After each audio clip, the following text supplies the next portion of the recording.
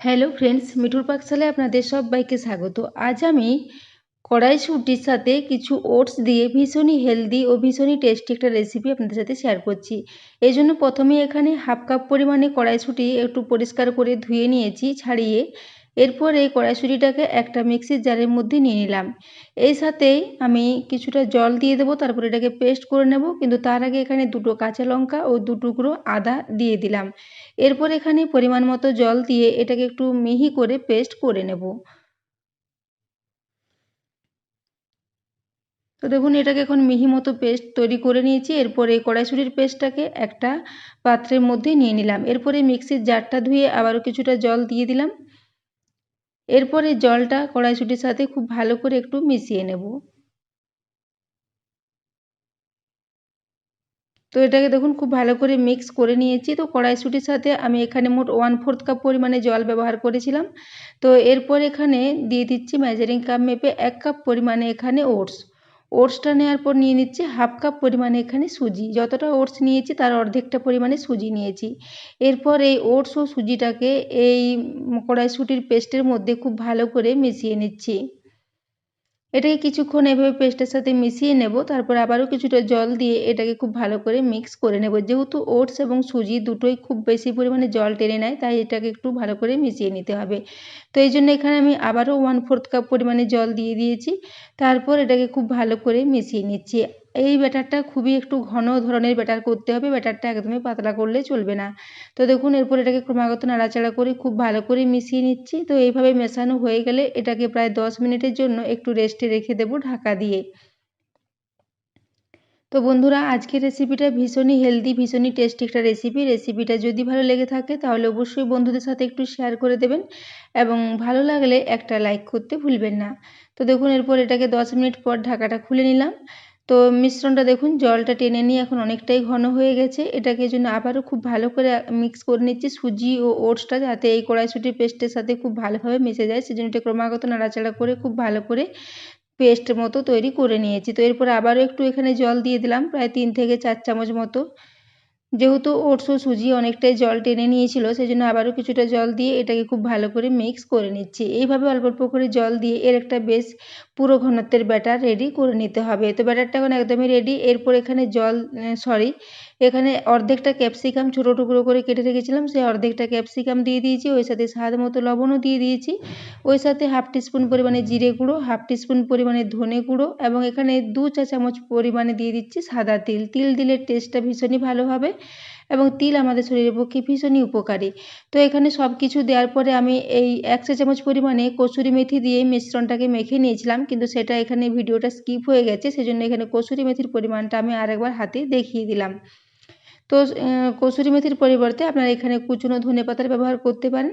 তো দেখুন সব কিছু দিয়ে এটাকে খুব ভালো করে মিশিয়ে নিয়েছি। এখানে আর বিশেষ কিছু মশলার প্রয়োজন হবে না, বাড়তে থাকা কয়েকটা নর্মাল মশলা দিয়ে এটাকে রেডি করেছি। এরপর এখানে প্রায় 1/4 টিস্পুন পরিমাণে দিয়ে দিয়েছি বেকিং সোডা। বেকিং সোডার সাথে আবারও 1 চা চামচ পরিমাণে একটু জল দিয়ে এটাকে খুব ভালো করে একটু মিক্স করে নিচ্ছি। তো দেখুন এটাকে এখন খুব ভালো করে মিক্স করে নিচ্ছি। তো ব্যাটারের কনসিস্টেন্সিটা দেখেই বুঝতে পারছেন এরকম একটা বেশ পুরো ঘনত্বের ব্যাটার রেডি করতে হবে। তো ব্যাটারটা এখন একদমই রেডি হয়ে গেছে। বেকিং সোডাটা দেওয়ার পর খুব ভালো করে একটু মিক্স করে নিয়েছি। এইভাবে এটাকে মিক্স করে নেব। তারপর গ্যাসে একটা তাওয়া বসিয়ে দেব। তো ব্যাটারটা দেখুন একদম রেডি হয়ে গেছে এটা। এদিকে আমি গ্যাসে আগে থেকে একটা তাওয়া বসিয়ে রেখেছিলাম, তাওয়াটা খুব ভালো মতো গরম হয়ে গেছে। এরপর এখানে প্রায় 2 চা চামচ পরিমাণে একটু তেল দিয়ে দিলাম। তেলটা একটু তাওয়ার চারিদিকে খুব ভালো করে মাখিয়ে নিচ্ছি। এখানে তেলের পরিবর্তে আপনারা ঘি বা বাটার দিয়েও এটাকে তৈরি করে নিতে পারেন। তো দেখুন এরপর আমি এখানে ওই ব্যাটারটা নিয়ে 2 থেকে 3 চামচ মতো ব্যাটার দিয়ে দেবো। তারপর একটু মোটা করে এইভাবে এগুলোকে প্যানকেকের মতো করে দিয়ে দিচ্ছি। তো বন্ধুরা, আজ আমি একটা ওটস ও কড়াইশুঁটির প্যানকেকের রেসিপি আপনাদের সাথে শেয়ার করেছি। এরকম ধরনের হেলদি প্যানকেকগুলো সকালে ব্রেকফাস্টে বা বাচ্চাদের স্কুলের টিফিনে বা বিকেলের দিকে টিফিনের জন্য এটা বানিয়ে নিতে পারেন। ভীষণই ভালো হবে এবং খুবই ঝটপট এটা রেডি হয়ে যায়, খুব বেশি সময় লাগে না। তো দেখুন এরপর আমি এইভাবে তিনটে তিনটে করে দু ব্যাচে করে এগুলোকে রেডি করে নেব। তো এগুলো একটু বেশ মোটা মোটা হবে, যেহেতু বেকিং সোডা দেওয়া আছে এগুলো অনেকটাই ফুলবে এবং ভীষণই স্পঞ্জি মতো রেডি হবে। তো দেখুন এরপর আমি এখানে তিনটে করে দিয়ে দিচ্ছি। তো এইভাবে ব্যাটারটা দিয়ে একটু খুব ভালো করে গোল করে ছড়িয়ে নিয়েছি। এরপর এখানে আমি একটা ছোট সাইজের গাজরকে গ্রেট করে রেখেছিলাম।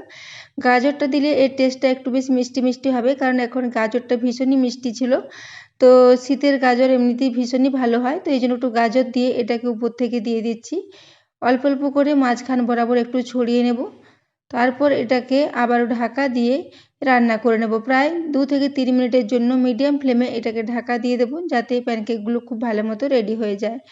তো তার আগে দেখুন এখানে গাজরটা খুব ভালো করে উপর থেকে ছড়িয়ে দিয়েছি।